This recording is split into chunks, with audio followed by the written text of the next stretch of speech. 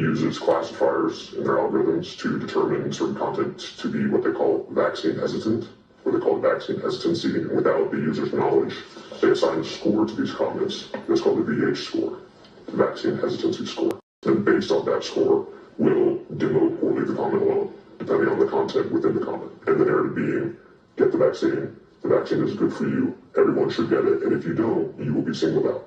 Right. As an enemy of society. They want a community where everybody complies, not where people can have open discourse and dialogue about the most personal and private and intimate decisions that anybody could ever face in their life. The policy is going to keep expanding until anything can violate it.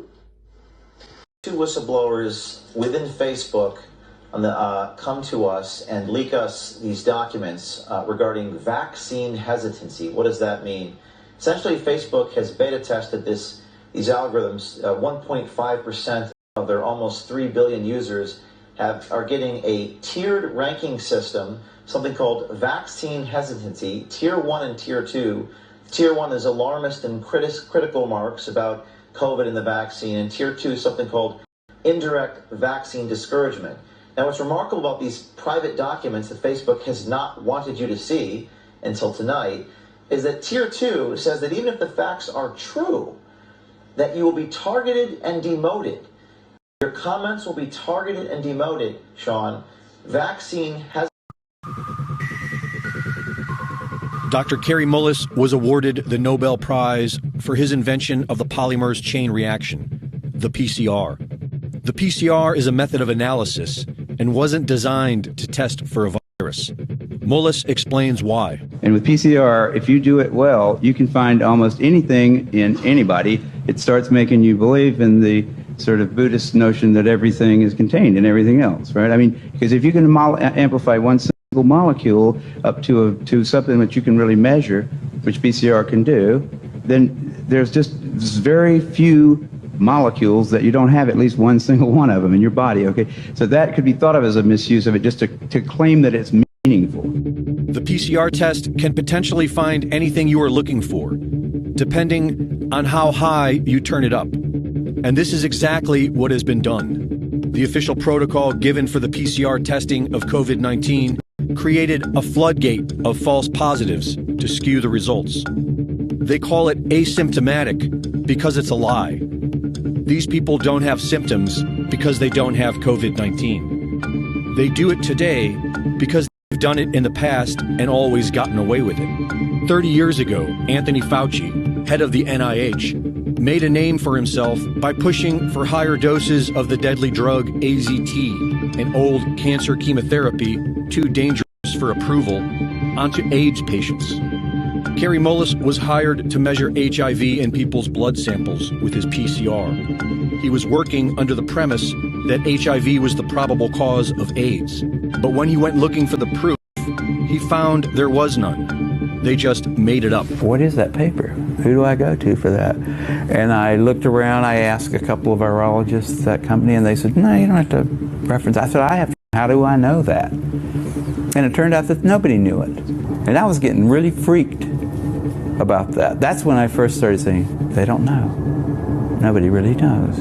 This whole thing is a big sham. Mullis pointed out how the CDC was losing money and how the HIV/AIDS connection brought their profits back in the black, and how the men at the highest levels were all in on it. Kary Mullis knew these men were dangerous. They don't want people like me walking up and asking them those kind of questions, and they're willing to go to great lengths to prevent that.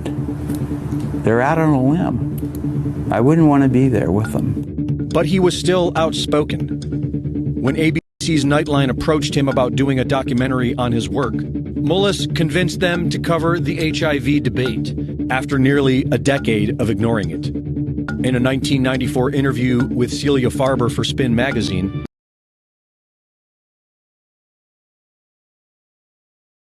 Kary Mullis expressed how he really wanted to expose Anthony Fauci and Robert Gallo. He said that he'd be willing to chase the little bastard from his car to his office, a Nobel Prize winner trying to ask a simple question from those who spent $22 billion and killed 100,000 people. It has to be on TV.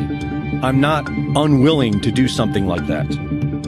Unfortunately, not many people were listening back then. And on August 7th, 2019, just about 3 months before the first utterance of COVID-19, Kary Mullis, age 74, a Nobel Prize winner, inventor of the PCR test, a man who was once willing and eager to expose Anthony Fauci, quietly died of pneumonia. The timing of it all is mysterious to many of us. I think an epidemic, either naturally caused or intentionally caused, is the most likely thing to cause, say, 10 million excess deaths, and that it's pretty surprising how little preparedness there is for it. Now, it's tricky because this is a global problem, so how do countries work together, which countries should put up what resources, and every aspect of it, the resources to go engage in the affected countries, the allocation decisions. As we've seen various flu scares come along, we haven't had a super good response. So the paradigmatic examples are smallpox for an intentionally caused thing, that there was a simulation called Dark Winter that didn't come out very well, i.e. smallpox scored 1. Flu epidemics, where we always talk about the potential recurrence of a 1917 like Spanish flu.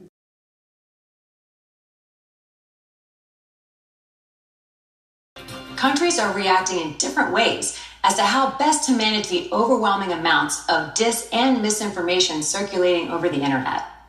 In some cases, limited internet shutdowns are being implemented to quell panic. How much control of information should there be, and by whom? And how can false information be effectively challenged?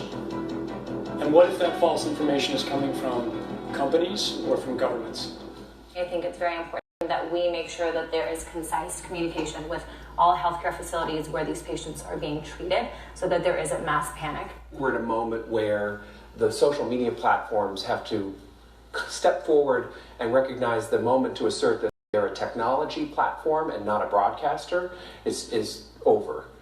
They in fact have to be a participant in broadcasting accurate information and partnering with the scientific and health communities to counter.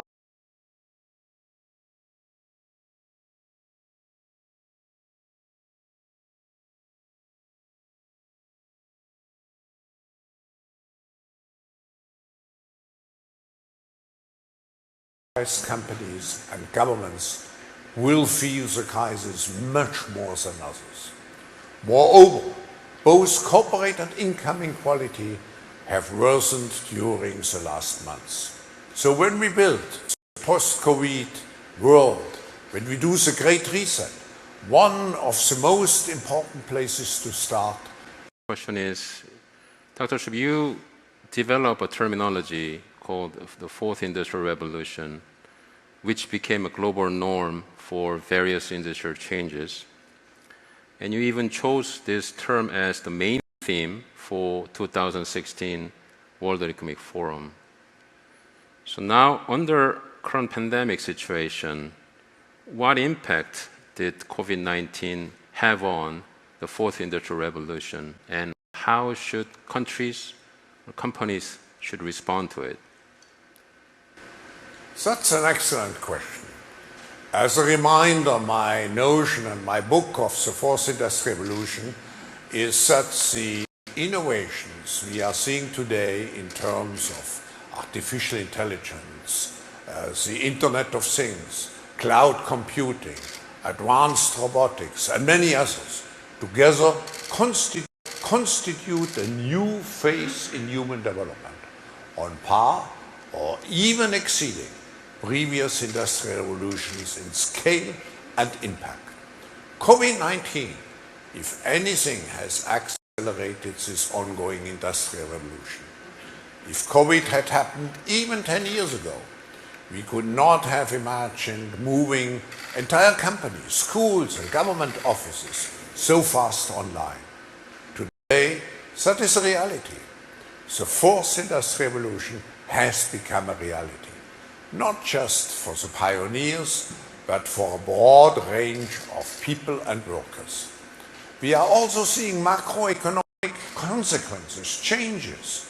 Big tech companies such as Apple, Samsung, Alphabet, Amazon, or Facebook already are among the largest global companies, but the last months have further cemented their leading positions in the market.